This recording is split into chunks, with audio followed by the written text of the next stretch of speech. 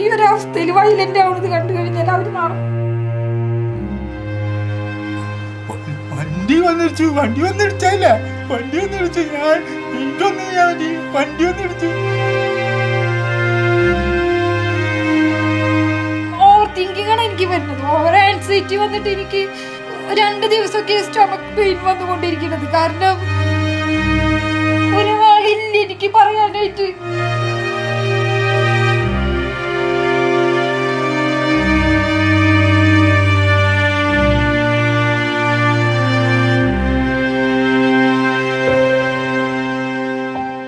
ഒരു വാഹനാപകടം ജീവിതം തകർത്ത യുവാവിന്റെ വീട്ടിലാണ് ക്രൈം ഓൺലൈൻ ചെന്നെത്തിയത്. തൃശൂർ ഇരിഞ്ഞാലക്കുട ചേലൂർ എന്ന സ്ഥലത്താണ്. അനീഷ് എന്നാണ് ആ യുവാവിന്റെ പേര്. ഇപ്പോൾ 45 വയസ്സുണ്ട്. ഈ സംഭവം നടക്കുന്നത് 2018 നവംബറിലാണ്. 2018 ഒരു ആക്സിഡന്റ് ഉണ്ടായിരുന്നു. അപ്പോൾ വണ്ടി ഒതുക്കിയിട്ടേക്കണ ഒരു വണ്ടിമേലാണ് വന്ന് ഒരു റോങ് കയറി വന്നിടിക്കുന്നത്. അവർ കച്ചവടക്കാരായിരുന്നു, കരിമ്പ് കച്ചവടക്കാരായിരുന്നു. അവർ ഓവർലോഡ്, അതായത് ഓവറായിട്ട് കരിമ്പ് അടക്കി വെച്ചേക്കിട്ടാണ് അവർ ഈ രാത്രി മുഴുവനും കച്ചവടം കഴിഞ്ഞിട്ടാണ് വരുന്നത്. ഈ വഴിയരികിൽ ജ്യൂസ് അടിക്കുന്നവർക്ക് കരിമ്പ് കൊടുക്കണ ഒരു കച്ചവടമായിരുന്നു ഇവർക്ക്. അപ്പോൾ ഇവർ ലോങ്ങിൽ നിന്ന് വരുന്നത്, എറണാകുളം ആ ഒരു ഏരിയയിൽ നിന്നൊക്കെയാണ് വരുന്നത്. അപ്പോൾ ഈ സ്പോട്ടിൽ മതിലകം പുന്നക്കരി ബസാറിൽ വെച്ചിട്ടാണ് ഈ അപകടം ഉണ്ടാകുന്നത്. വണ്ടി ഒതുക്കിയിട്ട വണ്ടിയുമ്പോൾ വന്നിട്ട് ഇവർ ഉറങ്ങി വന്ന് ഇടിച്ചതാണ്. ഉറങ്ങി വന്ന് ഇടിച്ചിട്ട് അതിലൊരാൾ മരിക്കാനുണ്ടായത്. അപ്പോൾ ഇവരുടെ ആളുകൾ കള്ളമൊഴി കൊടുത്ത്, അതായത് പോലീസ് സ്റ്റേഷനും കൂടി സപ്പോർട്ട് നിന്നിട്ട് രാഷ്ട്രീയക്കാരും എല്ലാവരും ഉണ്ടായിരുന്നു ഇവർക്ക് വേണ്ടിയിട്ട് സപ്പോർട്ട് ചെയ്യാനായിട്ട്. റോങ് ആയിട്ടൊരു FIR ഇട്ടിട്ട് എൻ്റെ ഹസ്ബൻഡിനെ കള്ളക്കേസിൽ കുടുക്കി. ഇപ്പോൾ അത് രണ്ടാമത്തെ അന്വേഷണത്തിന് ഞങ്ങൾ പുനരന്വേഷണത്തിന് കൊടുത്തിട്ടുണ്ട്. ജാനുവരി 24, അതായത് 2024 ജാനുവരി 22-നാണ് പുനരന്വേഷണത്തിനായിട്ട് ഞങ്ങൾക്ക് ഡയറക്ഷൻ വാങ്ങി തന്നത്. കോടതിയിൽ നിന്ന് ഡയറക്ഷൻ കിട്ടി. അതിനു മുൻപ് ഞങ്ങൾ മുഖ്യമന്ത്രിക്കും കളക്ടർക്കും റൂറൽ SP-ക്കും ഒക്കെ ഞങ്ങൾ പരാതി കൊടുത്തിരുന്നു. അതൊന്നും അവർ കേസായിട്ട് എടുത്തില്ല, രജിസ്റ്ററും ചെയ്തില്ല. പിന്നെ ഞങ്ങൾ കോടതി വഴി കൊടുത്തപ്പോഴാണ് ഡയറക്ഷൻ വാങ്ങി കിട്ടിയത്. ഇപ്പോൾ FIR ഇട്ടിട്ടുണ്ട്. FIR ഇട്ടിട്ടുണ്ടെങ്കിലും ഞങ്ങൾക്ക് ഇപ്പം എൻ്റെ മാത്രം വീട്ടിൽ വന്ന് FIR-ൻ്റെ കോപ്പി ഞാൻ പോലീസ് സ്റ്റേഷനിൽ നിന്ന് വാങ്ങാൻ ഞാൻ ചെന്നു. അവിടെ നിന്ന് വാങ്ങാൻ ചെന്നുണ്ടെങ്കിലും അവർ വീണ്ടും എൻ്റെ ഹസ്ബൻഡിൻ്റെ മേലേക്കിന് കുറ്റം വീണ്ടും പറഞ്ഞുകൊണ്ടിരിക്കുന്നത്. അതായത് കേസ് അങ്ങോട്ട് കൊടുത്തിട്ടും ഇങ്ങോട്ട് തന്നെ പഴയ കേസ് പോലെ തന്നെ വീണ്ടും പറഞ്ഞുകൊണ്ടിരിക്കുന്നത്. FIR ഒക്കെ കറക്റ്റായിട്ട് ഇട്ടിട്ടുണ്ട്. പക്ഷെ കള്ളക്കേസിൽ വീണ്ടും ആണ് പ്രതിയേക്കാൻ തന്നെ തയ്യാറായിട്ട് അവർ നിൽക്കുന്നത്. അവിടെയുള്ള എല്ലാ സ്റ്റാഫുകളും FIR-ൻ്റെ കോപ്പി വാങ്ങി കൊണ്ടുവന്നെങ്കിലും മൊഴി എടുക്കാൻ വന്നിട്ടും അവർ എൻ്റെ മാത്രം മൊഴി എടുത്തിട്ടുള്ളൂ. സാക്ഷികളുടെ മൊഴി ഇതുവരെ എടുത്തിട്ടില്ല. കൊടുക്കുന്ന പേപ്പറൊക്കെ അവർ എത്ര കാലമായി ആ കേസ് കൊടുത്തിട്ട് ഇപ്പോൾ നമ്മൾ ഈ 2024-നാണ് പുനരന്വേഷണത്തിന് ഞങ്ങൾ ഈ കോടതി 22-ാം തീയതി ജാനുവരി 22-നാണ് ഞങ്ങൾ കോടതിയിലേക്ക് കൊടുക്കുന്നത്. കോടതി ഞങ്ങൾക്ക് ഡയറക്ഷൻ തരുന്നത് അന്ന്. അതും ഞങ്ങൾക്ക് തൃശ്ശൂർ ജില്ലയിലൊന്നും ഒരു വക്കീലും ഇല്ല. വക്കീലുണ്ടെങ്കിലും അത് അവർക്ക് സപ്പോർട്ടായിട്ടാണ് നിൽക്കുന്നത്. തിരുവനന്തപുരത്ത് നിന്ന് വക്കീൽ വന്നിട്ടാണ് ഇപ്പം ഞങ്ങൾക്ക് ഡയറക്ഷൻ വാങ്ങി തന്നത്.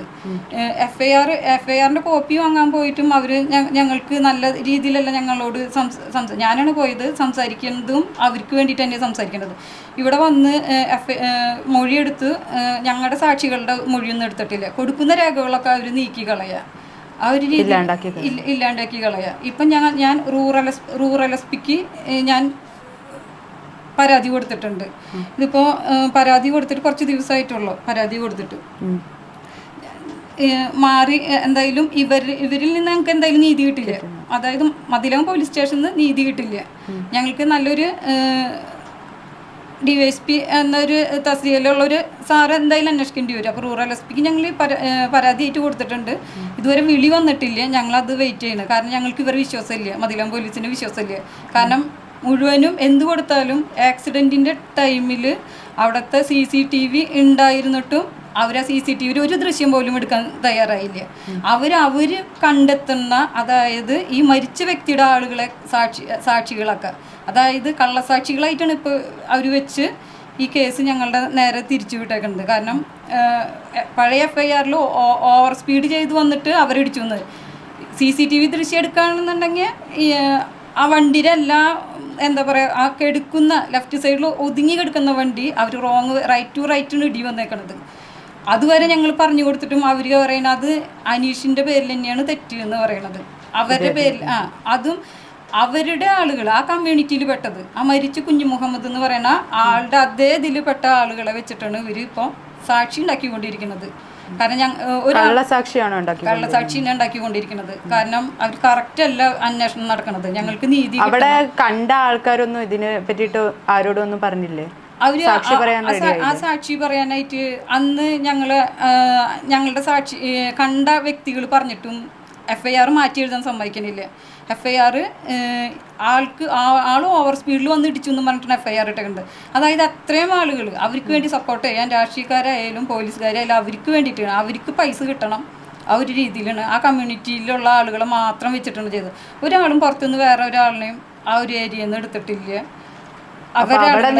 അവിടെ സാക്ഷിയായിട്ട് നിൽക്കുന്ന ആൾക്കാരെ പോലും എടുത്തിട്ടില്ല. ഇല്ല, ഇത് ഇവർക്ക് വേണ്ടിയിട്ട് അവര് തന്നെ ഉണ്ടാക്കിയ സാക്ഷികളാണ്. അതായത് പോലീസുകാരും ഈ മരിച്ച കുഞ്ഞു മുഹമ്മദിന്റെ ആളുകളും പിന്നെ ഈ വണ്ടി എന്ന് പറയുന്നത് വേറൊരാളുടെ ഈ വന്നിടിച്ച വണ്ടിയില്ലേ അത് വേറൊരാളുടെ പേരിലുള്ള വണ്ടീന് ആ ആളും കൂടി നിന്നിട്ടാണ് ഈ ഇതല്ലത്. ഇവർക്ക് ലൈസൻസും ഇൻഷുറൻസും ഒന്നുമില്ല. ഈ വന്നിടിച്ച വണ്ടിക്കാർക്ക് ലൈസൻസോ ഇൻഷുറൻസോ ഒന്നുമില്ല. അവർ ഉറങ്ങി വന്നിടിച്ച ഇതാണ്. എല്ലാ ദൃശ്യങ്ങളും അവിടുത്തെ CCTV എല്ലാം എടുക്കാം. പക്ഷെ അവരതൊന്നും എടുത്തില്ല. കാരണം ഈ വ്യക്തിയുടെ പേരിലേക്ക് FIR ഇട്ടിട്ടാണ് ഇപ്പം. ഇപ്പം ആ ഒരു അന്നത്തെ ഒരു ആക്സിഡൻറ്റിൽ ഈ വ്യക്തിയുടെ തല ഇടിച്ചിട്ട് ബ്ലഡ് ക്ലോട്ടായി. ഇപ്പം കണ്ണിൻ്റെ കാഴ്ചയും പോയി, ഇൻറ്റേർണൽ ഓർഗൻസ് കംപ്ലൈൻ്റ് ആയി. ഇപ്പം എന്താ പറയുക, മെൻ്റലി ഡിപ്രസ്ഡ് ആണ് ആൾ. ഇപ്പം ഭയങ്കര വയലൻ്റ് ആവുകയെന്ന് ചോദിച്ചിട്ടുണ്ടെങ്കിൽ ഇപ്പം ഞാനും ഈ വ്യക്തിയും മാത്രമുള്ളൂ ഈ വീട്ടിൽ. എനിക്ക് ഷെയർ ചെയ്യാൻ ഒരാളും ഇല്ല. ഒരാളോട് എനിക്കിട്ട് പറയാനും പറ്റില്ല. കാരണം എനിക്ക് റിലേറ്റീവ്സും ഇല്ല, ഫ്രണ്ട്സും ഇല്ല. ഞാൻ ഈ ഒരു വക്കീലിനെ വിളിച്ചിട്ടാണ് എൻ്റെ ഒരു അവസ്ഥ ഞാൻ പറയണത്. കാരണം ഇപ്പം ഈ പല രീതിയിലാണ് ആളുടെ ക്യാരക്ടർ ചേഞ്ചിങ് വരിക. എന്തായാലും എനിക്കൊരാൾ എന്തെങ്കിലും എൻ്റെ ഒരു അവസ്ഥ പറയാനൊരാൾ വേണ്ട. എനിക്കിത് പുറത്തെത്തിക്കണമെന്നുണ്ട്. പേടിയാണ്. കാരണം ഇവരെങ്ങനെ ഉപദ്രവം എന്ന് പറയാൻ പറ്റണില്ല. അങ്ങനെ വീട്ടിൽ വന്ന് ഉപദ്രവിക്കുക, പോലീസുകാരനെ എന്തെന്നും പറഞ്ഞിട്ടാണ് സമീപിക്കുക ഈ വക ഉപദ്രവം ഉണ്ടെങ്കിൽ. ഇപ്പം ഈ വ്യക്തിക്ക് മുന്നോട്ടുള്ള ട്രീറ്റ്മെൻറ്റിനോ നമ്മൾക്ക് അങ്ങനത്തെ ഒരു അവസ്ഥയ്ക്ക് ഞങ്ങളുടെ കയ്യിലുണ്ടായത് ഇപ്പം വീട് ജപ്തിയാണ്. ഈ വീട് കാരണം ഞങ്ങൾ ഈ ആക്സിഡൻറ്റിന് ശേഷം ഫൈനാൻസുകാർ വന്ന് വീട്ടിൽ ഭയങ്കര ഉപദ്രവമായിരുന്നു. അപ്പം അത്ര വരെയുള്ള പൈസയും അവിടെ ഇടിച്ചു കിടന്ന അതേ എത്ര ടൈം വരെ വണ്ടി ഇവിടെ നമ്മുടെ കയ്യിലുണ്ടായിരുന്നത് അത്രയും വരെയുള്ള ഞാൻ ഈ വീടിൻ്റെ ആധാരം വെച്ചിട്ടാണ് ഞാൻ അവരെ ഫൈനാൻസ് ക്ലോസ് ചെയ്തത്. അത് കഴിഞ്ഞ് ഇവരുടെ ഇഷ്ടത്തിന് ഇവരെ ഫൈനാൻസും ഇൻഷുറൻസും ഒന്ന് തന്നെയാണ്. ഇത് ചോളമണ്ഡലം എന്ന് പറയും. അവർ വണ്ടി എടുത്തു കൊണ്ടുപോയി. വണ്ടി എടുത്തു കൊണ്ടുപോയിട്ട് 11/11/2018 ആക്സിഡൻറ്റ് ഉണ്ടായി. 11/11/2019 ഈ വണ്ടി എടുത്തു കൊണ്ടുപോകണം, ഫൈനാൻസുകാർ എടുത്തു കൊണ്ടുപോയിട്ട് പിന്നീട് ഈ അത് കഴിഞ്ഞൊരു 2 വർഷമൊക്കെ അത് കഴിഞ്ഞതിന് ശേഷം അവരിടയ്ക്ക് വന്ന് അന്വേഷിക്കുന്നുണ്ട് ഞങ്ങളുടെ വണ്ടി എവിടെ പോയിന്ന്. അതായത് അവർ വണ്ടി എടുത്തു കൊണ്ടുപോയിട്ട് ഞാൻ മറച്ച് വേറൊരാൾക്ക് വിറ്റു എന്നും പറഞ്ഞിട്ട് വീട്ടിൽ 3 പേര് കയറി വന്നു. എൻ്റെ വീട്ടിൽ 3 പേര് കയറി വന്നിട്ട് പറഞ്ഞു നിങ്ങൾ ആർക്ക് വിറ്റു, എന്ത് വിറ്റു. അപ്പം ഞാൻ പറഞ്ഞു നിങ്ങളത് എന്താ പറയണത്, നിങ്ങളൊരു ഈ ഫൈനാൻസുകാരും അവരുടെ കൂടെ നിൽക്കുകയാണെന്നാണോ പറയുന്നത്? ഈ വണ്ടി എന്ന് പറയുന്നത് ഈ ഫൈനാൻസ് തന്ന ആളുകളുണ്ടല്ലോ അവരാണ് എടുത്തു കൊണ്ടുപോയേക്കണത് ഞങ്ങളുടെ വണ്ടി. ഈ ട്രാവലറാണ്, സ്കൂൾ കുട്ടികളെ കൊണ്ടുവരുന്ന ഒരു സ്കൂൾ ട്രിപ്പ് എടുക്കണ വണ്ടിനത്. അപ്പോൾ ആ ട്രാവലർ ഈ ഫൈനാൻസുകാർ എടുത്തു കൊണ്ടുപോയിട്ട് അവരുടെ ആളുകൾ വന്നിട്ട് പിന്നെ ഞങ്ങളോട് വണ്ടി ചോദിക്കുക. കാരണം ഈ വ്യക്തിക്ക് എന്താ പറയുക ഓർമ്മയില്ല, ഉള്ളിൽ ഇൻറ്റേർണൽ ബ്ലീഡിങ് നടന്ന് ക്ലോട്ടായിട്ട് കണ്ണിൻ്റെ കാഴ്ചയും പോയി. ഞാൻ അവരുടെ കൈയും കാലും പിടിച്ച് പറയുന്നുണ്ട് നിങ്ങൾ ചെയ്തതാണ്, നിങ്ങൾ എടുത്തു കൊണ്ടുപോയി വണ്ടി പിന്നെ ഞങ്ങളുടെ വീട്ടിൽ കയറി വന്ന് മാനസികമായിട്ട് ഉപദ്രവിക്കരുതെന്ന് പറഞ്ഞു. അത് കഴിഞ്ഞ് പേപ്പറൊക്കെ വക്കീൽ എനിക്ക് ഇത് വിട്ടേക്കണത് കേസ് എടുക്കണമെന്ന് പറഞ്ഞിട്ട് ഞാൻ അവരെ കയ്യേറ്റം ചെയ്തു എന്നൊക്കെ പറഞ്ഞ് ഫൈനാൻസുകാരെ ഞാൻ കയ്യേറ്റം ചെയ്തു. ഈ 3 പേരെ ഞാൻ എൻ്റെ ഹസ്ബൻഡ് ഈ ഒരു നിലയിൽ എടുക്കുമ്പോൾ ഞാൻ എങ്ങനെ അവരെ കയ്യേറ്റം ചെയ്യുന്നത്? എനിക്ക് കടത്തിന്മേൽ കടമെന്ന് പറയാം. ഈ ഒരു ആക്സിഡൻറ്റ് ഈ ഒരു പോലീസ് സ്റ്റേഷൻ ഞങ്ങൾക്ക് ചെയ്തു തന്നത് അവർക്ക് വേണ്ടി സപ്പോർട്ട് നിന്ന് അവർക്ക് എന്താ ഇൻഷുറൻസ് കിട്ടാൻ വേണ്ടി അവരുടെ ആളുകളും പോലീസുകാരും എല്ലാവരും കൂടി കളിച്ച് ഞങ്ങളുടെ ലൈഫ് പോയി എന്ന് പറഞ്ഞാൽ ഒരു ട്രീറ്റ്മെൻറ്റിന് പോലും നമ്മൾക്ക് മുന്നോട്ട് പോകാൻ പറ്റാത്തൊരവസ്ഥയിലേക്ക് എത്തിയേക്ക് നിൽക്കാം. കടന്ന് പറഞ്ഞാൽ ഈ ഒരു എന്താ പറയുക, ഞങ്ങൾക്ക് ഇനി കാരണം ഈ ഒരു വ്യക്തിയുടെ ട്രീറ്റ്മെൻറ്റ് കണ്ണിൻ്റെ കാഴ്ചയെങ്കിലും തിരിച്ചു കിട്ടണം എന്നുള്ളൊരു ആഗ്രഹമുണ്ട്, നീതി കിട്ടണം എന്നുണ്ട്. ഇതൊക്കെ ഞങ്ങൾ ആരോട് പറയും? ഒരു വക്കീലുണ്ട് തിരുവനന്തപുരത്ത്, ആ വക്കീലിനെ വിളിച്ച് എത്ര നമുക്ക് ആള് നല്ല സപ്പോർട്ടുണ്ട്. ഇപ്പോൾ ഈ അടുത്ത് വരെ ഇത് ചെയ്തു തന്നതുകൊണ്ട് എനിക്കൊരു ഇതിൽ എല്ലാ രേഖകളും, അതായത് പാലിയേറ്റീവ് വരെ ഈ വ്യക്തിനെ കാണാൻ വരുന്നുണ്ട്. മുന്നോട്ടുള്ള ജീവിതം ഞങ്ങൾക്ക് ഭയങ്കര ബുദ്ധിമുട്ടാണ്. ഇപ്പൊ എങ്ങനെയാണ് ജീവിക്കുന്നത്? ഞങ്ങൾ മറ്റുള്ളവരെ സഹായത്താലാണ് ഞങ്ങൾ കഴിഞ്ഞത്. മറ്റുള്ളവർ ഞങ്ങളുടെ സൊസൈറ്റി അല്ല, സൊസൈറ്റി ഞങ്ങൾക്ക് ഉപദ്രവമാണ്. കാരണം ഒരു പോലീസുകാർ കേസ് എടുത്തിട്ടുണ്ടെങ്കിൽ ക്രൂവൽ മൈൻഡോട് കൂടി തന്നെ സൊസൈറ്റി കാണുള്ളൂ. ഞങ്ങൾ ജീവിതം തന്നെ മുന്നോട്ട് പോകുന്നത് വല്ല, അതായത് നമ്മൾ കൊലയാളിന്ന് വിളിക്കുക, ആ രീതിയിലേക്ക് പുറത്തിറങ്ങാൻ പോലും പറ്റാത്തൊരവസ്ഥ. ഈ വ്യക്തിക്ക് എനിക്ക് ഒരാളെ ഏൽപ്പിച്ചു പോകാനും പറ്റില്ല. ഞാൻ ഇപ്പോൾ ഈ വക്കീലിന് തഴച്ചു കൊടുക്കണമെങ്കിൽ ഞാൻ ആരോട് പറയും, എന്ത് പറയും? ഈ വ്യക്തിനെ ഒന്നില്ലെങ്കിൽ എന്തെങ്കിലും വണ്ടി വിളിച്ചു കൊണ്ടുപോകാൻ, അൺകോൺഷ്യസ് ആവണ, എപ്പോഴും അൺകോൺഷ്യസ് ആവാന്ന് പറയാനും പറ്റില്ല, വയലൻ്റ് ആവാന്നും പറയാൻ പറ്റില്ല. ആ സിറ്റുവേഷനിലാണ് ആൾ നിൽക്കുന്നത്. വല്ലാത്തൊരവസ്ഥയാണ് എൻ്റെ. മുന്നോട്ട് എനിക്ക് പോകാൻ പറ്റണില്ല. ഇപ്പോൾ ചികിത്സയൊക്കെ എങ്ങനെയാണ്? ചികിത്സ എന്ന് പറയുന്നത് ഇപ്പം ഞാൻ ഈ അടുത്താണ് ഞാൻ മറുനാടൻ എന്ന് പറഞ്ഞിട്ട് ഒരു ചാനലിനെ സമീപിച്ചത്. കാരണം ഞാനിത് പുറത്ത് എങ്ങനെ പറയും, നമുക്ക് എങ്ങനെ ഉപദ്രവം എന്ന് പറയാൻ പറ്റില്ല. നമ്മൾ ഒരാളോട് എനിക്കിത് തുറന്ന് പറയാനും പറ്റണില്ല. കാരണം ഈ പോലീസുകാർ ഉണ്ടാക്കിയൊരു കേസാണല്ലോ, നമുക്കതെങ്ങനെ ആരെ എങ്ങനെ അത് പറഞ്ഞാലും ഞങ്ങൾ വിശ്വസിക്കുന്നില്ല.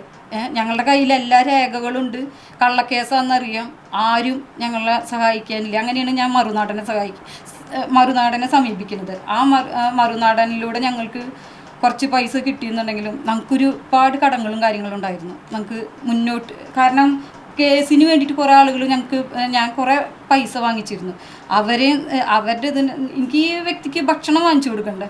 അതായത് നമ്മൾ കഴിക്കുന്ന ഒരു ഭക്ഷണം പോലും ഇപ്പോൾ ബോഡി റിജക്റ്റ് ചെയ്യണതാണ്. വീറ്റായാലും റൈസായാലും ഒന്നും പറ്റണില്ല, ശരീരത്തിലൊന്നും പറ്റണില്ല. കംപ്ലീറ്റ് ചൊറിച്ചിലും പിന്നെ ഓരോ വൊമിറ്റ് ചെയ്യുക, ആ രീതിയിലേക്ക് പോകുന്നത്. ഇപ്പോൾ യൂറിൻ ഇൻറ്റേർണൽ ഓർഗൻസ് കംപ്ലൈൻ്റ് ആയത് നെഫ്രോ ട്രീറ്റ്മെൻറ്റ് ഉണ്ട്. യൂറിൻ പോകാനായിട്ട് ഭയങ്കര ബുദ്ധിമുട്ട് ആൾക്ക്. അതുപോലെ തന്നെ വൊമിറ്റ് ചെയ്യുക, ഹെഡ് ഏക്ക് വരെ, ആ ഒരു ലെവലിലാണ് ആളുടെ ഇപ്പോഴത്തെ ഒരു അവസ്ഥ എന്ന് പറയണത്. നമ്മൾക്ക് ഒരാളും നമ്മളെ സഹായിക്കാൻ എന്ന് പറഞ്ഞിട്ടുണ്ടെങ്കിൽ റിലേറ്റീവ്സ് ഇല്ല, ഫ്രണ്ട്സ് ഇല്ല. ആ ഒരു നമുക്കൊരാളിനെ വിളിച്ച് പറയേണ്ടത് നമ്മളാരോ ഇത് പറഞ്ഞ തന്നെ ഒരു 6 വർഷം നമ്മൾ ചോദിച്ച് മടുത്തു. കാരണം അത്രയും ഇപ്പം ഇനി 2 കേസായിട്ട് വന്ന് കിടക്കുന്നുണ്ട്. 2 കേസ് എന്ന് പറഞ്ഞാൽ പഴയ കേസും പുതിയ കേസും എങ്ങനെ കൊണ്ടുപോകും? പഴയ കേസ് എന്ന് പറഞ്ഞിട്ടുണ്ടെങ്കിൽ പഴയത് ഇവർ കള്ളക്കേസ് കൊടുത്തൊരു കേസ് ഉണ്ടല്ലോ, അത് ഓൾറെഡി നിന്നിട്ടില്ല. ഇപ്പോൾ സ്റ്റോപ്പ് മെമ്മോ കൊടുത്തിട്ടുണ്ട് എന്ന് പറഞ്ഞ് സ്റ്റോപ്പ് മെമ്മോ കൊടുത്ത് അന്വേഷണം. എന്നാലും ഇത്രയും വക്കീലിന് ഞാൻ എങ്ങനെ പൈസ കൊടുക്കും, മുന്നോട്ട് പോകും? ഈ വ്യക്തിക്ക് പെട്ടെന്നാണ് എന്തെങ്കിലും വിചാരിക്കാത്ത, ഇപ്പം ഇങ്ങനെ ഇരിക്കുകയാണെങ്കിൽ അൺകോൺഷ്യസ് ആവുകയാണെങ്കിൽ പോലും എനിക്ക് നമ്മുടെ ഇരിങ്ങാലക്കുട ഹോസ്പിറ്റലിൽ ആളിനെ ഫസ്റ്റ് എയ്ഡ് മാത്രം തരും. പിന്നെ ആംബുലൻസ് വിളിച്ച് മെഡിക്കൽ കോളേജിലേക്ക് കൊണ്ടുപോകേണ്ടി വരും. ഈ മെഡിക്കൽ കോളേജിലേക്ക് കൊണ്ടുപോകാനായിട്ട് നമുക്ക് അതിനുള്ള പണം കാര്യങ്ങളും കണ്ടെത്താനും ഈ വീട്ടിലെ കാര്യങ്ങളും നമ്മളുടെ ഈ ഒരു കേസും ഈ ആളുടെ ട്രീറ്റ്മെൻറ്റും ഫൈനാൻസും ഇത് ഏറ്റവും വലിയൊരു അവസ്ഥയാണ്. സാധാരണക്കാരിയായി ഞാൻ അനുഭവിക്കുന്നൊരവസ്ഥ. കാരണം ഈ ഒരു വീട്ടിൽ എന്തെങ്കിലും സംഭവിച്ചു കഴിഞ്ഞാൽ അതിൽ എന്തെങ്കിലും നമുക്കൊന്ന് പുറത്തേക്ക് എടുത്ത് കൊണ്ടുപോകണ്ട. ഇയാൾ വീണ് കഴിഞ്ഞാൽ ജോലിക്കൊന്നും പോകണില്ല. ഞാനൊരു വർക്ക് ചെയ്തിരുന്നു അവിടെ, ഞാനൊരു ഡെന്റലിൻ്റെ വർക്കാണ് ചെയ്തിരുന്നത്. ആ ഡെന്റലിൻ്റെ വർക്കിൽ നമുക്ക് അങ്ങനെ ഈ വ്യക്തിനെ ഇട്ടിട്ട് പോകാൻ പറ്റില്ല. കാരണം കണ്ണിൻ്റെ 10 മിനിറ്റ് പോലും ആള് അടങ്ങിയിരിക്കില്ല, കരഞ്ഞ് വല്ലാത്തൊരവസ്ഥ. ആരെങ്കിലും ഒരാൾ കൂടെ വേണം. എനിക്ക് ആരും ഇല്ല. ആൾക്കൂലി ബന്ധുക്കൾ എന്ന് പറയാനായിട്ട് ഞാൻ തന്നെ വേണം കൂടെ ഏതിനും.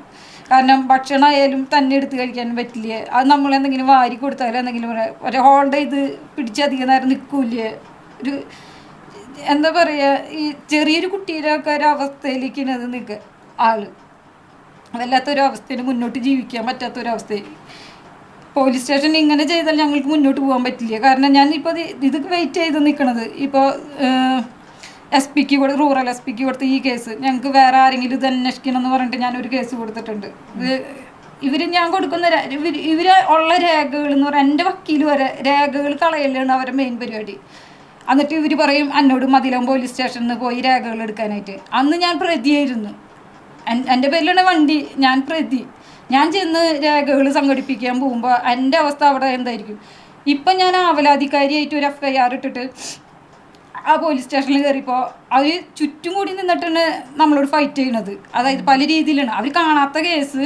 അവർ പറയുന്ന ഡോറ് തുറന്നപ്പോൾ അയാൾക്ക് അപകടം പറ്റി, റൈറ്റിലേക്ക് വെട്ടിച്ചെടുത്തപ്പോൾ അപകടം, ഒതുക്കിയിട്ട വണ്ടി എവിടേക്ക് മാറ്റണ്, അതിൻ്റെ എല്ലാ രേഖകളും എൻ്റെ കയ്യിലുണ്ട്. ഒരു CCTV ദൃശ്യം ഇവർക്ക് എടുക്കാനായിട്ടുള്ള അന്നത്തെ ഒരു ഇതുമില്ല. കാരണം അവർക്ക് എങ്ങനെയോ സപ്പോർട്ട് ചെയ്ത് അവർക്ക് എങ്ങനെ പൈസ കിട്ടണം. അന്ന് റൈറ്ററുടെ കൈയും കാലും പിടിച്ച് ഞാൻ പറഞ്ഞു, ഞാനല്ല ഈ ആളുടെ ഫ്രണ്ടാണ് പറയുന്നത്, നിങ്ങൾ എഴുതുന്നത് തെറ്റാണ്, കാരണം ഇങ്ങോട്ട് റോങ് വന്നിടിച്ചിട്ട് എന്തിനാ അനീഷിൻ്റെ പേരിൽ എഴുതി കൂട്ടിയേക്കണമെന്ന് പറഞ്ഞു. അന്ന് അയാളത് എന്താ പറയുക തള്ളി മാറ്റിയിട്ടാണ് പോണത്. കാരണം അവർക്ക് എന്താ കിട്ടണം, അവരെന്താ സ്വീകരിച്ചേക്കണത്, അവരെ കയ്യിൽ നിന്ന് രാഷ്ട്രീയക്കാരായാലും ഇവരെ ബന്ധുക്കളായാലും നന്നായിട്ട് പൈസ കൊടുത്തിട്ടുണ്ട് ഈ പോലീസ് സ്റ്റേഷനിൽ. അതിനി ഞാൻ തുറന്നു പറയാതിരിക്കില്ല, കാരണം അത്രയും അവർക്ക് സഹായം കിട്ടിയിട്ടുണ്ട്. അവരിപ്പോഴും ഉപദ്രവിച്ചിട്ട് തന്നെയാണ് നിൽക്കണത് എന്നെ. അപ്പം എനിക്ക് മുന്നോട്ട് എങ്ങനെ ഞാൻ ഇത് പുറത്ത് എനിക്ക് പറയണം. ഞാൻ മറ്റുള്ള ചാനലുകളെ സമീപിച്ചാൽ മറുനാടനാണ് ഫസ്റ്റ് വന്നത്. മറ്റുള്ളവർ പോലീസുകാരല്ല അവരെങ്ങനെ കള്ളക്കേസ് എടുക്കണ് ആ രീതിയൊക്കെയാണ് സംസാരിക്കുന്നത്. ഞാൻ മാതൃഭൂമിനെ സമീപിച്ചു, മലയാള മനോരമ, അങ്ങനെ മലയാള മനോരമ എന്നെ ഇങ്ങോട്ട് വഴക്ക് പറയുന്നു. അവര് പറയുന്നത് അതെങ്ങനെയാ അങ്ങനെ ശരിയാവണ്, നിങ്ങൾക്കല്ലേ ഇൻഷുറൻസ് കിട്ടണം. ഞാൻ പറഞ്ഞു സാറേ അവർക്ക് സപ്പോർട്ട് ചെയ്ത് അവർക്ക് വേണ്ടി വാങ്ങിച്ചു കൊടുക്കാൻ നിൽക്കുമ്പോൾ എങ്ങനെയാ പറ്റണത്? അന്ന് നിങ്ങൾക്ക് ഗവൺമെൻറ് ഇവിടെ തൃശ്ശൂർ വന്നു കഴിഞ്ഞാലുള്ള ഗവൺമെൻറ് വക്കീലിനെ കിട്ടുമെന്ന് എന്നോട് പറയുന്നത്. ഞാൻ പറഞ്ഞു ഞാൻ വക്കീലിനെ തേടിയിട്ട് വന്നതല്ല, ഈ എൻ്റെ ഒരു അവസ്ഥ നിങ്ങൾക്ക് പുറത്തെത്തിക്കാൻ പറ്റുമോ, ഞാനിങ്ങനെ അനുഭവിക്കുന്നത് തീരെ പറ്റാത്തത് കൊണ്ടാണ് നിങ്ങളോട് ചോദിക്കുന്നത്. പറ്റില്ല വേണം. മാതൃഭൂമിക്കാർ ഇവിടെ വന്ന് എല്ലാ സംഭവങ്ങളും എഴുതിയെടുത്ത് എല്ലാ ഫോട്ടോസുകളും ഒക്കെ എടുത്ത് തെളിവ് സഹിതം അവർക്ക് ഇൻഷുറൻസ് ലൈസൻസ് ഇല്ല എന്നുള്ളത് കാര്യം വരെ ഞാൻ കൊടുത്തിട്ടും അവരത് നോക്കണില്ല. അവരത് എടുത്തു കൊണ്ടുപോയിട്ട് ഞാൻ വിളിക്കുമ്പോൾ പറയുന്നത് വരാം, നിങ്ങളുടെ ന്യൂസ് ഞാൻ ഇട്ടിട്ടുണ്ടല്ലോ എന്ന് പറഞ്ഞു. അപ്പോൾ ഞാൻ പറഞ്ഞു ഞാൻ കണ്ടിട്ടില്ല, നിങ്ങൾ എന്നാ ഇട്ടെന്നുണ്ടെങ്കിൽ ഒന്ന് പറയണം എന്ന് പറഞ്ഞു. അപ്പോൾ അത് പറ്റില്ല. പിന്നെ ഒരു ഫോൺ വിളിക്കണ്ട. എനിക്ക് മനസ്സിലായി ആ കമ്മ്യൂണിറ്റിക്ക് വേണ്ടിയിട്ട് ആരും ശബ്ദം ഉയർത്തില്ല. ഇപ്പോൾ ഞാൻ പറയാൻ ഈ ക്രൈം ചാനലിൽ ഞാൻ കാണുന്നത് കൊണ്ട് ഞാൻ നിങ്ങളെ സമീപിച്ചത്. മറുനാടൻ എനിക്ക് വിശ്വാസമാണ്. കാരണം ലീഗൽ വശം മാത്രം സംസാരിക്കുന്നവരോട് നമുക്കിത് പറയാൻ പറ്റുള്ളൂ. അതായത് സത്യസന്ധമായി എൻ്റെ അവസ്ഥ പുറത്തെത്തിക്കണം, അതാണ് എൻ്റെ ഒരു ആവശ്യം. കാരണം ഞാൻ എൻ്റെ ഹസ്ബൻഡും ഈ റൂമിൽ കിടന്ന് എന്തെങ്കിലും പറ്റി ഞങ്ങൾക്ക് സ്മെല്ലിലൂടെ മാത്രം പുറം ലോകം അറിയുള്ളൂ. അല്ലാണ്ട് ഒരാളും വന്നിട്ട് നിങ്ങൾക്ക് എന്ത് പറ്റിയെന്ന് ചോദിക്കാനോ അടുത്തുള്ളവരാരും ഞങ്ങൾ ഇത് പോലീസ് ഉണ്ടാക്കിയ കേസല്ലേ. അപ്പം ഈ വ്യക്തിനെ വിളിക്കുന്നത് ഞങ്ങൾക്ക് പുറത്തേക്ക് ഇറങ്ങാൻ പറ്റില്ല. അതുകൊണ്ട് ഈ വ്യക്തിയുടെ തലമുടി പോലും വെട്ടാൻ ഒരു ദിവസം കൊണ്ടുപോയിട്ട് കളിയാക്കിയിട്ട് സഹിക്കാൻ പറ്റാണ്ടാണ് ഞാൻ തിരിച്ചു കൊണ്ടുവന്നു. ഇന്ന് ഞാൻ ഈ മുടി 6 വർഷമായിട്ട് ഹെയർ കട്ട് ചെയ്ത് കൊടുക്കുന്നുണ്ട്. കാരണം പുറത്ത് ഞാൻ മെഡിക്കൽ കോളേജിൽ പോയി 4 മണിക്ക് വണ്ടി വരാൻ പറയും. 4 മണിക്ക് വണ്ടി വരാൻ പറയുന്നത് എന്താണെന്നറിയോ? ആളുകൾ കാണാണ്ടിരിക്കാൻ. എൻ്റെ ഹസ്ബൻഡ് ഈ ഒരു അവസ്ഥയിൽ വയലൻ്റ് ആവുന്നത് കണ്ടു കഴിഞ്ഞാൽ അവർ നാളെ പ്രാന്തന്നെ വിളിച്ചിട്ടുള്ള ഒരു അവസ്ഥയായിരിക്കും. കാരണം ഈ ഒരു അവസ്ഥയിൽ ഞാൻ ശരിക്കും പറഞ്ഞ ഒരു ഡാർക്ക് റൂമിലാണ് എൻ്റെ ജീവിതം എന്ന് പറയാം. എനിക്ക് പുറത്തേക്ക് ഇറങ്ങണമെന്നുണ്ട്. കാരണം ഇനി ഈ വ്യക്തി ഭയങ്കരമായിട്ട് വയലൻ്റോ എന്ന് പറഞ്ഞിട്ടുണ്ടെങ്കിൽ എനിക്ക് അന്നെ ഉപദ്രവിച്ചിട്ടില്ല ഇതുവരെയായിട്ടും. പക്ഷെ ഇപ്പോൾ ആള് മൈൻഡിൽ ഫൈറ്റ് ചെയ്തുകൊണ്ടിരിക്കുന്ന പാനിക്കായ വ്യക്തിയല്ലേ. ഞാനിതൊന്നും അറിയാണ്ട് നമുക്ക് വന്നിട്ട് ലോക്ക് ചെയ്യുന്ന ഒരവസ്ഥയുണ്ട്. ആള് ലോക്ക് ചെയ്യും, നമ്മളെ പെട്ടെന്ന് ലോക്ക് ചെയ്യും. പക്ഷെ എനിക്ക് ചിലപ്പോൾ ഒരു പെട്ടെന്ന് റെസ്പിറേഷനൊക്കെ പ്രോബ്ലം വന്നു. എനിക്ക് പറ്റണില്ല. കാരണം ഞാൻ ആളെ താഴ്ത്തിയിട്ടുള്ള ഇത് ഉപദ്രവിച്ചിട്ടില്ല കേട്ടോ. എന്നെ ഇതുവരെ നല്ല രീതിയിലിരിക്കുമ്പോൾ ഒന്നും ഉപദ്രവിച്ചിട്ടില്ല. പക്ഷെ ഇപ്പോൾ ആള് പാനിക്കായതുകൊണ്ട് മൈൻഡിൽ എന്തോ ഫൈറ്റ് ചെയ്തിരിക്കുന്ന ഒരവസ്ഥ. നമുക്ക് കുറേ വിളിക്കണം, നമ്മൾ വിളിച്ച് സംസാരിക്കണം, അല്ലെങ്കിൽ സംസാരിക്കില്ല, അല്ലെങ്കിൽ എന്തെങ്കിലും നമ്മളോടായിട്ട് ആൾക്കാർ പോലീസ് സ്റ്റേഷൻ പിന്നെ പറയുന്നത് ഞാൻ പോലീസ് സ്റ്റേഷനിൽ പോയി ഞാൻ പെട്രോൾ കൊണ്ടുപോയി ഞാൻ ആത്മഹത്യ ചെയ്യും, എനിക്ക് എൻ്റെ ലൈഫ് നശിപ്പിച്ച് കളഞ്ഞ് പോലീസ് സ്റ്റേഷനിൽ മതിലകം. ശരി തന്നെയാണ്. ഞാൻ എന്തുണ്ട് പ്രസിഡന്റിൽ നിൽക്കാം, പാസ്റ്റിനെ ചിന്തിച്ച പേടി. ഫ്യൂച്ചർ എന്ത്? ഫ്യൂച്ചർ ഇല്ല, പോയി, എല്ലാം പോയി. ഇനി ഞങ്ങൾക്ക് മുന്നോട്ടില്ല. ഞാൻ ഈ ഷെയർ ചെയ്ത് ഈ വക്കീലിനോട്, ഇപ്പം ക്രൈമിലെ സാറിനോട് എനിക്ക് പേടി ഉണ്ടായിരുന്നു. എങ്ങനെ എനിക്ക് ഞാൻ സാധാരണക്കാരിയല്ലേ, ഞാൻ ഇതുവരെ മെൻഷൻ ചെയ്തിട്ടില്ല. ഞാൻ വർക്ക് ചെയ്തോടത്തൊക്കെ ഡോക്ടർമാരായാലും അവരായാലും ജയശ്രീ എന്ന് വിളിച്ചാലും നമുക്ക് വേറൊരു കാസ്റ്റിൻ്റെ ഒരു രീതിയിൽ എന്നോട് സംസാരിച്ചിട്ടില്ല. കാസ്റ്റിൻ്റെ ഒരു രീതിയിൽ സംസാരിച്ചിട്ടില്ല. ഞങ്ങൾ നല്ലൊരു രീതിയിലായിരുന്നു, നല്ലൊരു അറ്റാച്ച്മെൻ്റ് ആയിരുന്നു. പക്ഷേ ഇപ്പോഴാണ് ഞാൻ മനസ്സിലാക്കിയത് ഞങ്ങളെ പോലെയുള്ളവർക്ക് നീതി കിട്ടാൻ പാടാണ്. ആദ്യം ഞാൻ ആത്മഹത്യ ചെയ്താലോ എന്ന് വിചാരിച്ചു. പിന്നെ വിചാരിക്കുക വേണ്ട, ഇതൊരു ക്രൂവൽ മൈൻഡുള്ള സൊസൈറ്റിയാണ്. ഈ സൊസൈറ്റിയിൽ ഞങ്ങളെ കൊലയാളി എന്ന് വിളിച്ച നിലയ്ക്ക് ഞങ്ങൾക്കിത് തെളിയിച്ചേ പറ്റൂ. അതാണ് എൻ്റെ ഒരു മുന്നോട്ടുള്ളത്. ഞാൻ ആഗ്രഹിച്ച് പണിയാൻ ഞങ്ങളൊരു വീട് പണിതു. ഞങ്ങൾക്കത് മുന്നോട്ട് മുഴുവനായിട്ട് കാനും പറ്റിയില്ല. കാരണം ഈ ഒരു ഭാഗത്തുനിന്ന് ഇനി അടുത്ത വെള്ളപ്പൊക്കം എന്തെങ്കിലും വന്നു കഴിഞ്ഞാൽ ഞങ്ങൾക്ക് മുന്നോട്ട് പോകാൻ പറ്റില്ല. ആദ്യത്തെ വെള്ളപ്പൊക്കത്തിൽ ഞങ്ങൾ രക്ഷപ്പെട്ടു പോകുന്നതാണ്. ഒരു വീട് പകുതി വരെ ആക്കിയിട്ടത് ഇപ്പോൾ നിൽക്കണത്. അത് നല്ലൊരു ഏരിയയാണ്. എനിക്ക് മുന്നോട്ട് അത് എനിക്ക് എന്തെങ്കിലും ഒരു വീട് പണി നിർത്തിവെച്ചത് എപ്പോഴായിരുന്നു? 2019 കൂടി നമുക്ക് ആ ഒരു ഇതിലൊന്നും ചെയ്യാൻ പറ്റില്ല. ഒന്നും ചെയ്യാൻ പറ്റില്ല. പൈസ ഇറക്കാന്നുണ്ടെങ്കിലും കേസ് നിൽക്കണ് ഈ വ്യക്തിക്ക്. പൈസ ഞാൻ പറയാൻ ഫൈനാൻസ് എടുത്ത് വക്കീലിന് ഫൈനാൻസ് കൊടുത്തു. ഞാൻ ഫൈനാൻസ് എടുത്തിട്ട് കൊടുത്തു 50,000 രൂപ ഒരു വക്കീലിൻ്റെ കയ്യിൽ നിന്ന് പല രീതിയിലും വാങ്ങിച്ചത്. എന്നിട്ട് പറയാം വെങ്കിട്ടരാമൻ കേസ് പോലെയാണ് നിങ്ങളുടെ കേസ്. ഞാൻ പറഞ്ഞു എൻ്റെ ഹസ്ബൻഡ് പബ്ബിൽ പോയിട്ടൊന്നല്ല വരുന്നത്, സാധാരണ ജോലിക്ക് അന്തസ്സായിട്ട് പോകുന്നത്. കുടിക്കണ ആളുമില്ല, വലിക്കണ ആളുമില്ല, വേറൊരു പ്രശ്നമുള്ള ആളുമില്ല. പിന്നെന്താ നിങ്ങൾ അങ്ങനെ കാണണമെന്ന് ചോദിച്ചു. അപ്പോഴാണ് എനിക്ക് മനസ്സിലായത് ഇവർ ആ വക്കീലും അവരെ ഓപ്പോസിറ്റ് വന്നിടിച്ച അവരുടെ വക്കീലും ഒരേ അടുത്തടുത്താണ് ഇരിക്കുന്നത്. അപ്പോൾ അവരെല്ലാവരും കൂടി ഒറ്റക്കെട്ടായി. അന്ന് എന്നോട് ഒരു വക്കീൽ പറയാം, ഞാൻ ചെന്നപ്പോൾ ഞാൻ ആദ്യമായിട്ട് കാണുന്ന ഒരു വക്കീൽ, എന്നെ വേറൊരാൾ വിട്ടിട്ട് ഞാൻ അങ്ങോട്ട് ചെല്ലണം. ഞാൻ അങ്ങോട്ട് ചെന്നപ്പോൾ ആൾ പറയാം, നിങ്ങളുടെ ഭർത്താവ് തളർന്ന് കിടന്നാലും മരിച്ചാലും വേണ്ടിയില്ല, ഞങ്ങൾക്ക് പറ്റുന്നത് 1 കോടിയാണെങ്കിൽ 1 കോടി ഞങ്ങൾ അവർക്ക് വാങ്ങിച്ചു കൊടുക്കുന്ന പറയുന്നത്. ഒരവസ്ഥ നോക്കണം കേട്ടോ, ഞങ്ങളുടെ ഒരു അവസ്ഥ. ഇൻഷുറൻസും ലൈസൻസും ഒന്നുമില്ല, റോങ് കയറി വന്ന് ഇടിച്ചവർക്ക് പോലീസുകാരും വക്കീലും എല്ലാവരും സപ്പോർട്ട്. ഞാനാണ് ഈ ഓടുന്നത് ഈ ഒറ്റയ്ക്ക് ഈ വ്യക്തിക്ക് വേണ്ടിയിട്ട്. ഈ വ്യക്തിക്ക് എന്നല്ല, ഞങ്ങൾക്ക് വേണ്ടിയിട്ട് ഓടണത് ഒറ്റയ്ക്ക്. ഒരാളും ഇല്ല. നമുക്ക് എത്ര ആട്ട് കിട്ടുന്നുണ്ടെന്ന് അറിയും. ഒരു സിവിൽ സ്റ്റേഷൻ പരിധിയിലാണ് കോടതി ഇരിക്കുന്നത്. അവിടെ നിന്ന് വക്കീലിനോട് വിധിയുടെ പകർപ്പ് തരാൻ പറഞ്ഞപ്പോൾ പറയാ, നീ പോയിട്ട് ഹൈക്കോടതിയിൽ നിന്ന് ആളെ കൊണ്ടുപോവാ, എന്നാൽ നിനക്ക് വിധിയുടെ പകർപ്പ് തരാം. എൻ്റെ പൈസ വാങ്ങിച്ചെടുത്ത് കോടതിയിൽ കയറിയിട്ട് എനിക്ക് വേണ്ടിയല്ല അവർക്ക് വേണ്ടി റെസ്പോണ്ട് ചെയ്യാണ്ട് നിന്നിട്ട് ഇവരെൻ്റെ പൈസ മുഴുവൻ ഊറ്റിയെടുത്തു. അങ്ങനെ തന്നെ പറയാം, കംപ്ലീറ്റ്. എനിക്ക് കടം മാത്രമേ ഉള്ളൂ. ഇപ്പം എനിക്ക് ജപ്തി ഒരു 2 ആഴ്ച മുൻപാണ് ഇവിടേക്ക് ബാങ്കിൽ നിന്ന് ആൾ വന്നിട്ട് പറയുന്നത്, നിങ്ങൾ ഇങ്ങനെ പോയാൽ ജപ്തി ചെയ്യാൻ പോകാമെന്ന് പറഞ്ഞു. കാരണം ഞങ്ങൾ ഇതിന് വേണ്ടിയിട്ട് എടുത്തതും വണ്ടിക്ക് വേണ്ടി എടുത്തതും എല്ലാ ഫൈനാൻസും എല്ലാം. പിന്നെ വിധിയും വന്ന് എടുക്കണം. എങ്ങനെയാണ് ഈ വിധി? കാരണം ഇൻഷുറൻസ് ലൈസൻസ് ഇല്ലാത്ത റോങ് ഒന്ന് ഇടിച്ചവർക്ക് എന്താ പറയുക, അവർക്കൊരു കോംപ്ലിമെൻ്റ് എന്ന് പറയണോ, അവർക്ക് നല്ല പൈസയും കൊടുക്കണമെന്ന്. അപ്പം ഇത് എന്താണ് ഇൻവെസ്റ്റിഗേഷൻ അത് നടക്കുന്നത്? പോലീസ് സ്റ്റേഷനാണെങ്കിൽ അവർക്ക് വേണ്ടിയിട്ട് മാത്രം. ഞങ്ങൾക്ക് ഇതുവരെ ഒരു സപ്പോർട്ട് നിന്നിട്ടില്ല. എൻ്റെ അവസ്ഥ അതാണ് ഇപ്പോഴത്തെ അവസ്ഥ. എനിക്ക് ട്രീറ്റ്മെൻറ്റിന് പോകാനും പറ്റുന്നില്ല. ഒരു 3 സർജറി കണ്ണിൻ്റെ നടന്നു. ഫോളോ അപ്പ് ചെയ്തിട്ടുണ്ടെങ്കിൽ കണ്ണിൻ്റെ കാഴ്ച കിട്ടുമെന്ന് പറഞ്ഞു. എവിടെ നിന്ന് പൈസ എടുത്ത് വെച്ചിട്ടുണ്ട്? ഒരു 5,000 വേണം നമുക്ക് കോയമ്പത്തൂർ വരെ. 141 കിലോമീറ്റേഴ്സ് ഉണ്ട്. ഒരു ട്രെയിന് കാലെടുത്ത് വയ്ക്കാൻ പറ്റില്ല ആൾക്ക്. കാരണം കാഴ്ചയില്ലാത്തൊരു വ്യക്തി തീവണ്ടിയിൽ കയറിയാൽ എനിക്ക് അങ്ങനെയെങ്കിലും പോകണമെന്നുണ്ട്. ബസ്സിന് പോകാനും പറ്റില്ല. കാരണം ആളുടെ ഇഷ്ടത്തിന് വണ്ടി പോകാൻ പാടുള്ളൂ. ഇപ്പോൾ ഒരു കാറ് വിളിച്ചാലും ആളുടെ കൂട്ടുകാരനെ വിളിച്ചിട്ടായാലും പതുക്കെ പോകാൻ പറഞ്ഞ് പതുക്കെ പോകണം. പേടിയാണ് ഇപ്പോൾ ആൾക്ക്. ഏറ്റവും പേടി. പുറത്തുനിന്ന് ഒരാൾ വന്നാലും അലറിക്കരയും. ഭയങ്കരമായിട്ട് അവസ്ഥ. കാരണം എന്നറിയോ, എൻ്റെ വീട്ടിൽ ഞാൻ മുൻപ് കേസ് കൊടുത്തിട്ടുണ്ട്. ഈ ഒരു കേസിന് ഞാൻ പരാതിപ്പെട്ടത് മുഖ്യമന്ത്രി, കളക്ടർ, SP ഇവർക്കൊക്കെ പരാതി വെച്ചിട്ട് എൻ്റെ വീട്ടിലേക്ക് വന്നതാണ് ക്രൈം ബ്രാഞ്ച്.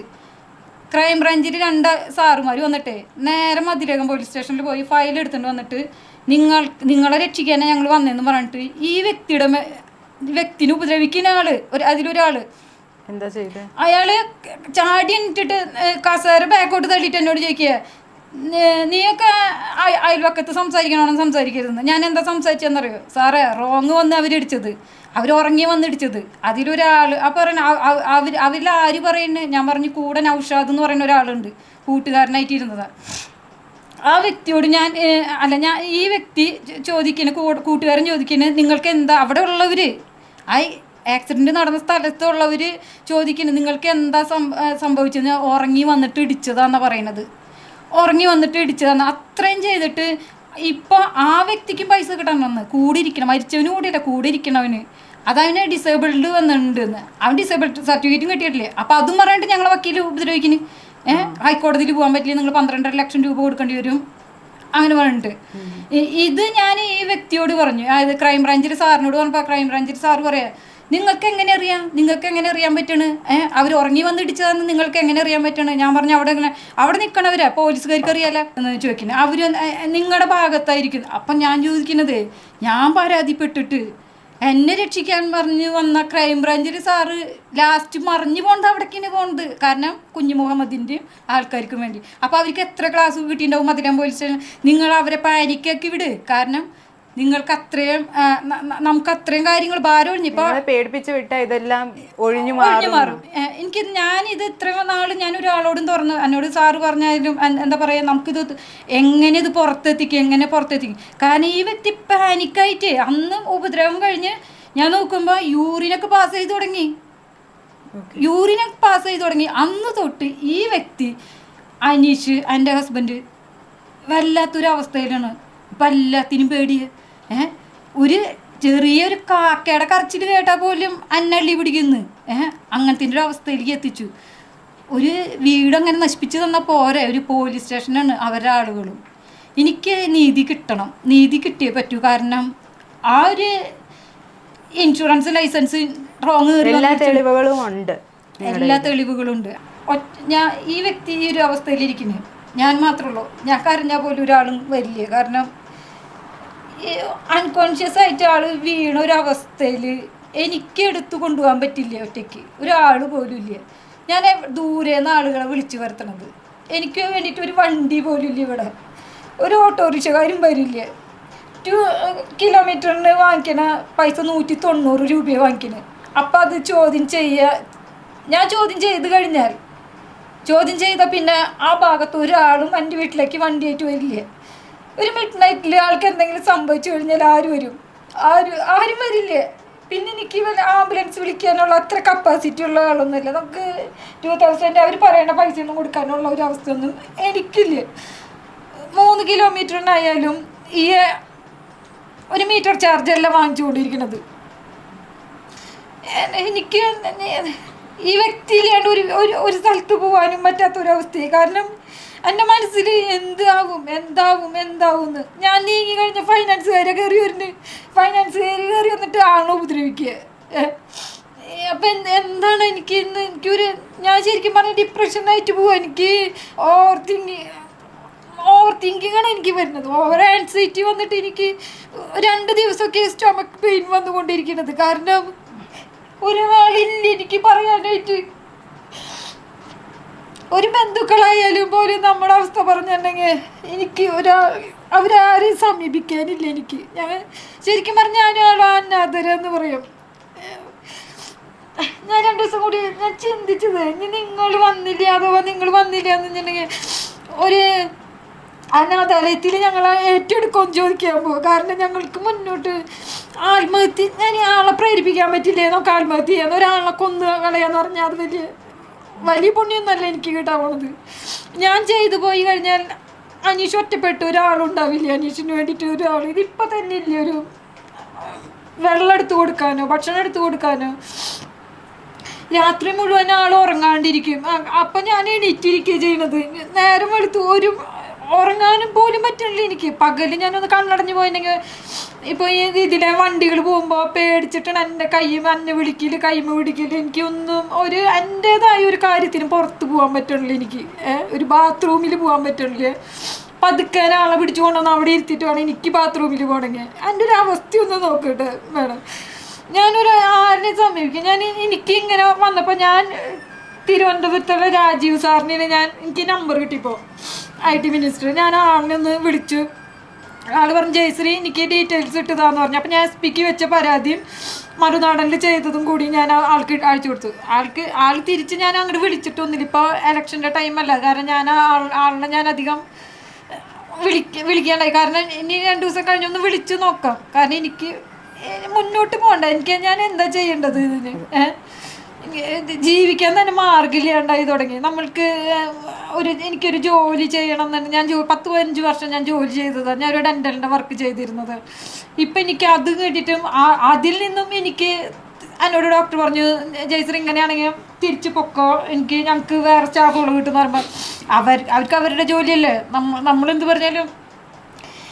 പിന്നെ എനിക്ക് ആളൊറ്റയ്ക്ക് ആക്കി പോകാനും പറ്റാത്തൊരവസ്ഥ.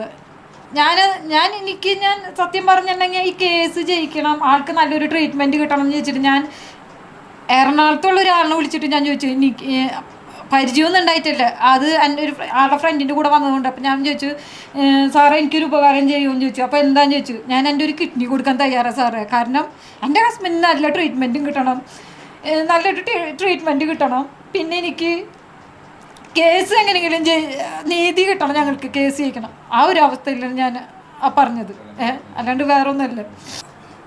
വണ്ടി വന്നിടിച്ചല്ല, വണ്ടി വന്നിടിച്ചു.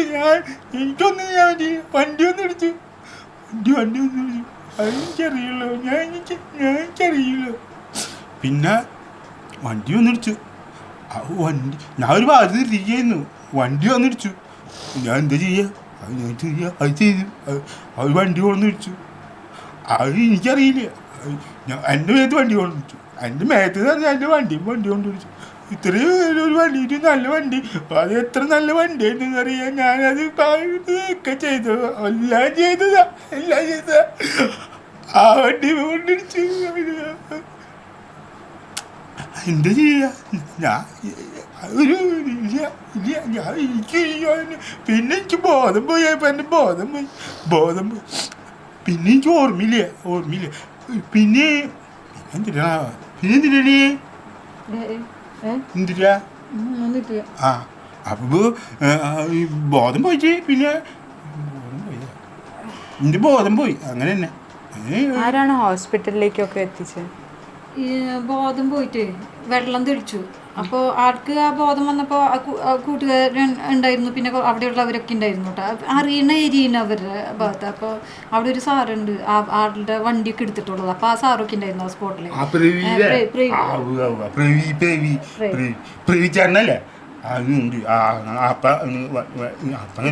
എന്ന് പറയുന്ന ചേട്ടനായിരുന്നു. അപ്പോൾ ആള് പുറത്തൊന്നും കാണാനില്ലല്ലോ. അപ്പോൾ ആള് പറഞ്ഞു എൻ്റെ പുറത്തൊന്നും വേറെ മുറിവുകളൊന്നും ഇല്ലല്ലോ, അപ്പോൾ പോണ്ടെന്ന് പറഞ്ഞു. ഈ 2 ആഴ്ച കഴിഞ്ഞപ്പോഴാണ് ആൾക്ക് ഫിക്സ് വരാൻ തുടങ്ങി, അൺകോൺഷ്യസ് ആവുക, വോമിറ്റ് ചെയ്യുക, തല സ്റ്റിയറിങ് പിടിച്ചതാണ്, അങ്ങനത്തെ ഒരു അവസ്ഥ. പിന്നെ നമുക്ക് ഐക്കൺ കിട്ടാത്ത പോലെയൊക്കെ ഒരു കാണിക്കിട്ട്. പിന്നെ ആൾക്ക് ആ ഒരു അൺകോൺഷ്യസ് നമുക്ക് തെളിഞ്ഞു വന്നാലും മറ്റുള്ളതൊന്നും അറിയാൻ പറ്റാത്തൊരവസ്ഥ. അങ്ങനെ ഞാൻ ഇവിടെ പോയി, നമുക്കറിയില്ലല്ലോ, ഇത് എന്നോട് പറഞ്ഞിട്ട് തല ഇടിച്ചതായിട്ട് പറഞ്ഞിട്ടില്ല, പിന്നീടാണ് പറയണത് തല ഇടിച്ചിട്ടുണ്ട് എൻ്റെ. അങ്ങനെ അപ്പോൾ ട്രീറ്റ്മെൻറ്റ് വൈകി. നമ്മൾ ബാക്കിയുള്ള കറക്റ്റ് റൂട്ട് കോസ് അറിഞ്ഞിട്ടുള്ള ട്രീറ്റ്മെൻറ്റിൽ ഇപ്പോഴും നടന്നുകൊണ്ടിരിക്കുന്നത്.